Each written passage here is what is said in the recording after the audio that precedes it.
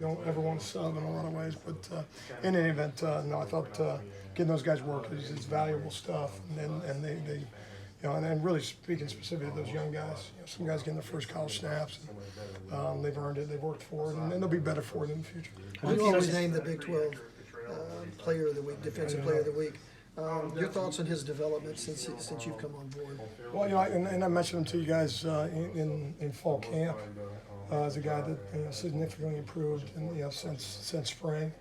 I think part of it is, and again, excuse me, I think I mentioned maybe to you guys on after the game, and just confident, not comfortable, and so often that's a trap for young football players when you've had some level of success, or you find yourself at the top of the depth chart.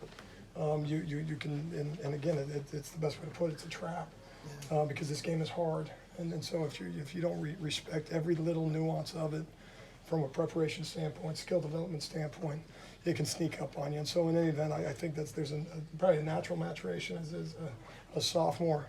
And I think a guy that, I think from a role standpoint kind of found a good spot for him. And he'd be the first one to tell you he's going to get a whole lot better, and he will continue to develop. But obviously making some plays there tonight, it's a good thing. On second look, what'd you make of Jaden Davis's performance? Excited by him, and he's a guy that really doesn't fall into that category of just a young guy trying to get on the field. I mean, he played some week one, has shown well in fall camp.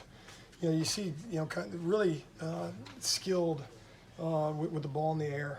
Very confident with the ball in the air in terms of. And you saw the other night, kind of a unique play. Kind of ripping it out of the receiver's hand and ultimately coming up with it. But in any event, when the ball is thrown, there's an excitement level on his part in terms of attacking it. You see that consistently from him. He has a good skill set from a speed standpoint, and comes from a great program at St. Thomas Aquinas. So Jaden is he's only scratched the surface, but his rep count will continue to go up. Alex, how much does Coach Manning's knowledge of personnel help you in a week like this? Well, we'll certainly pick his brain and have already done so. Obviously it's a year removed, and further development and new roles and all that stuff. But obviously in a lot of ways the film, or I guess his comments only confirm what you see on film. But no, in a unique scenario, obviously, with him being in that program a year ago. Alex, can you talk about kind of Jalen Redmond and kind of moving him to the 3 and kind of what you saw there that made you feel comfortable with that? Well, you just see, the size and speed, mix. That combination is unique, and what we do defensively, and trying so hard to just get the best players out there, the most athletic guys, without compromising too much from a size standpoint. He's got mass to him, so you're not. And just see a guy that can obviously be effective in the run game, but also affect the passer. And so, again, he's only scratched the surface. He's not even, you wouldn't describe him as good yet. He's made some highlights, and that's not a negative. It's just the reality of missing all the time that he has. But just a major jump from week 1 to week 2, one from a knowledge standpoint, too, just from a Tuesday performance standpoint, on Wednesday, he was a better practice player last week, and so that's something that obviously got to continue as well. But obviously you can't have enough of those guys up front. What's your thoughts on the Bruins? Well, I there's no offensive coach in the country I have more respect for than Chip Kelly. Worked with him way back when at New Hampshire. So much of what we do, from a I guess theoretical standpoint, defensively, it stems from the fact that we had to go through a high tempo offense in his again back before he went to Oregon. The head coach was Sean McDonald, who's by the way sick right now, and some prayers go out to him. But he was a guy that wanted tempo. He wanted guys moving, and obviously a defense has to match the offense. And so much of what we do stems really from that time. That time there. So in any event, that you couldn't ask me about a guy in terms of from a respect standpoint. I'm going to tell you I have more. They're multiple. They do a lot of things. I know, both personnel groupings, formations, and the thing that you see on film is how close they are to this play versus this play, and all of a sudden that scoreboard starts getting. Kind of getting hairy in terms of an opponent against them. It just hasn't happened yet, and so obviously it's our charge to to make sure that we're doing the necessary things defensively to keep the ball in front of us and continue to play fast. But no, it's a credible scheme. I know he believes in it, and it's an attacking approach, and they absolutely keep you very honest in terms of gap integrity and obviously eye control in the back end. When you play 36 guys, I mean, you got to have guys during the week for scout team as well. Does that kind of make it easier for guys to have to go back on scout team knowing that, they're going to get some opportunities in the game too? Well, it should. And I think, there's so many guys at the end of the game that, they didn't have a week of preparation for any type of opponent. They were on the scout team. And so, the message to them is, one, if you're on the right, we'll play you. That's evident, in really the first 2.5 quarters. If there's not a drop-off between the 1 and the 2, we want to play more guys, not less. And then what it gives them is an opportunity to do it under the lights. And so often, once a guy does that, it's just an amazing kind of mindset shift. Again, you don't want to I say amazing, but it is, and it's got to continue because it wears off. But that next day, 48 hours later, that they've been in the arena. They've done it. It's not theory anymore. And in several instances, it wasn't their best performance, and it's not going to be your first time out type of thing. But no, they'll be better for it, and it'll be something that for a lot of those guys they'll look back on, and we'll see them in a different jersey number 3 years from now or something like that, and then they'll forget about that tough night they had against South Dakota when they missed that tackle type of thing. But you got to go through it. What do you remember about Chip in New Hampshire, and did you have a sense of what he would become? Well, we scored a lot of points, and it was one of those things that. Again, I got to highlight, so many people think he was the head coach there, but Sean McDonough was our head coach and continues to be. But it was a time when there was very few offenses that committed to tempo. And we were that program at that level, and he did it at such a phenomenal rate that, I can still remember when he went on the job interview at Oregon. And again, when you're at New Hampshire, the idea of a guy getting a job at Oregon seems like might as well be the head coach of the Patriots. So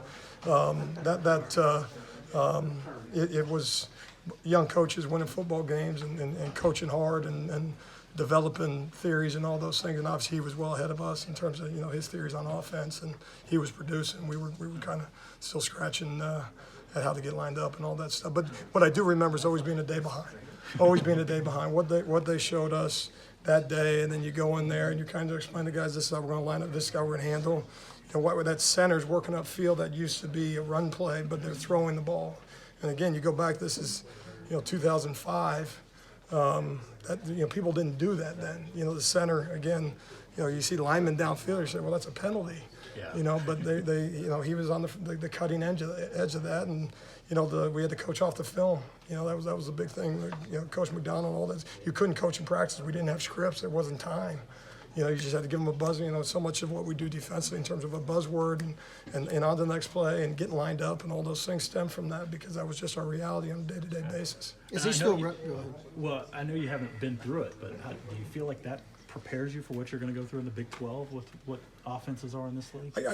I certainly think that the added benefit from a defensive standpoint, when you do that every single day in practice, obviously we practice the tempo here as well, is it the idea that the game itself slows down.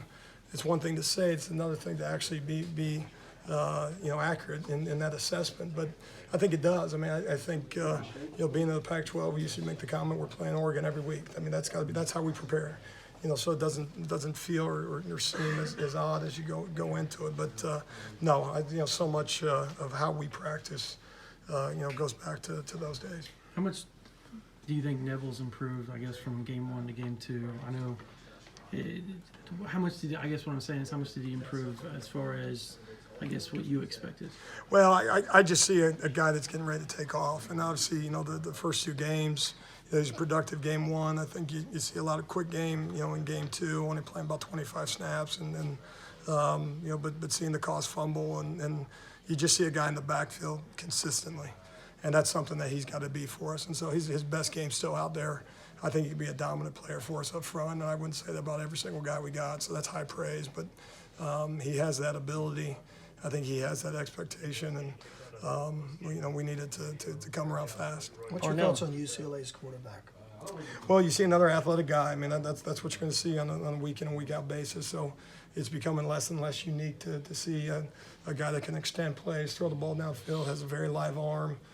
Use him in the run game some, but the ability to again extend plays and kind of beat you with his feet when you otherwise have done a good job defending the initial play, and so they do a good job with him, as you would expect, and a guy that probably is inches away from a number standpoint being much higher from both for their conference and on a national level in terms of completions and explosive plays. Parnell Motley's played a lot of football here. Seems to play well the first couple of games. He told us he's trying to trash talk more to kind of not be a robot out there. I guess what he's saying is he's trying to be more engaged. Was that something that you guys had talked to him about? Is that something that you wanted? I mean, not specific to I mean, that would be kind of his take on how to stay engaged, which is good. I think in some ways, it's whatever works for the individual. Sometimes that can be a positive, sometimes that can be a negative. You can also get lost on your island if you're not careful, where you just line up on the number one receiver and there's 10 guys playing football and you're kind of in your own, world, if you will. And so, some guys handle that better than others. Some guys need that. Some guys are better out there, and there's been other guys I've been around that need to be in the fray a little bit, be in the mix, and get out of their heads. But one of the ways you can do that is obviously have an individual challenge, individual battle with that receiver that you're lined up on. So I think he's done a pretty nice job of the first two games, and you see a guy that has been competitive on some throws, playing top-down defense. I think that's the one thing that I've been pleased with through 2 weeks is just playing top down. That's something that we got to continue, specifically at corner, but that's across the board.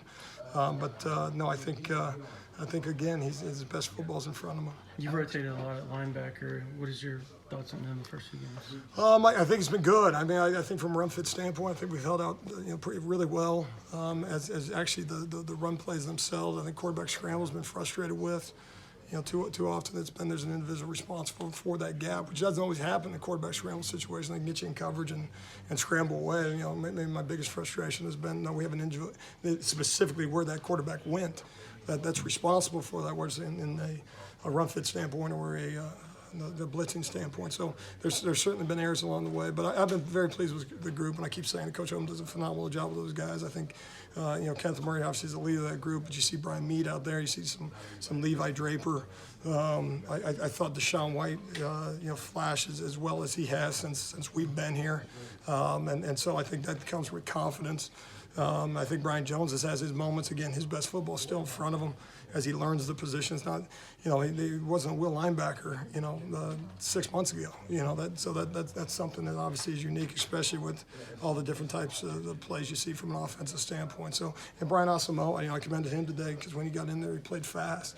And if you play fast, we can coach you. If you play fast, we can coach you. We can find a role for you. We can fix the other stuff. So, that's a lot of names right there, and where they all have a role this week. It's how they practice, and so we'll determine that. Did you guess the Deshaun White, his jump from game 1 to game 2, was it pretty significant? It was, and I actually ran by him in the hallway before walking in here. It was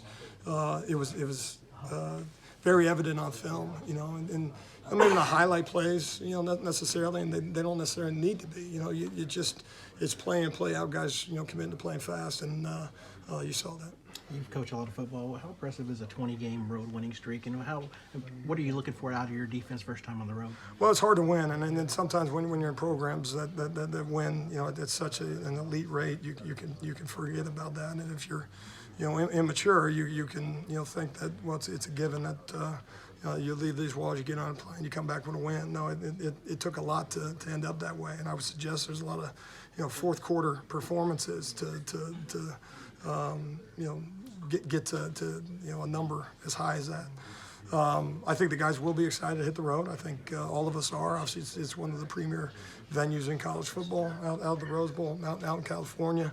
There's something about obviously playing at home, which everybody certainly loves, and the crowd and the excitement that goes with that. But I think it's also one of the great things about college football is this. The different areas of the country you get to go to, and obviously again when you're talking about one of the premier venues